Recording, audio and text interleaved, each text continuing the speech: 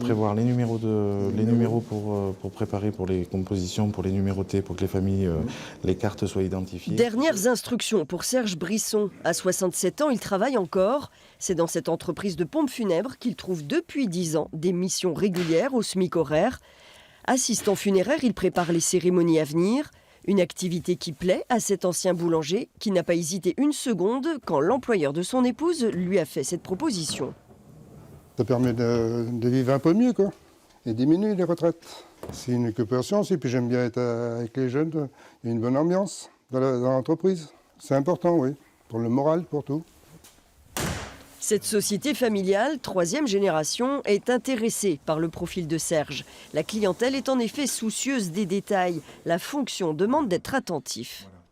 On a besoin de maturité dans ce métier-là. On a besoin de quelqu'un de discret, de disponible aussi. Mais voilà, quelqu'un qui ait un côté humain. C'est vraiment important. Et il a ses qualités pour pouvoir travailler chez nous. C'est complémentaire entre l'expérience que peut avoir Serge et des jeunes qui rentrent dans le métier des funéraires. Il y a besoin d'avoir des passages de relais.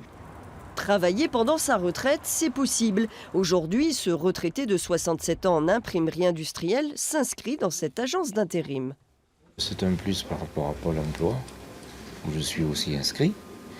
Et puis, bon, c'est dans le cadre d'avoir la possibilité d'avoir d'autres emplois. Si ça peut durer jusqu'à 2-3 ans, ça me va. Et puis, même quand on a un certain âge, c'est toujours intéressant d'apprendre autre chose. Allez-y, je vous en prie. Au point même de se former comme auxiliaire ambulancier. Il est aussi volontaire pour des missions de chauffeur-livreur.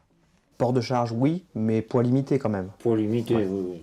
Cette agence voit depuis plusieurs années des hommes comme des femmes chercher des activités complémentaires à leur retraite. Depuis 2009 et la loi de financement de la sécurité sociale, il est plus simple pour un retraité de renouer avec la vie professionnelle, mais c'est soumis à certaines conditions.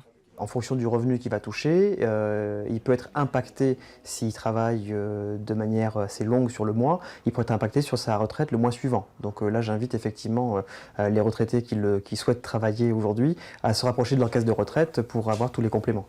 Avec l'allongement de l'âge de départ à la retraite, on aurait pu s'attendre à moins de demandes, sauf que les montants de ces retraites tendent, elles, à diminuer.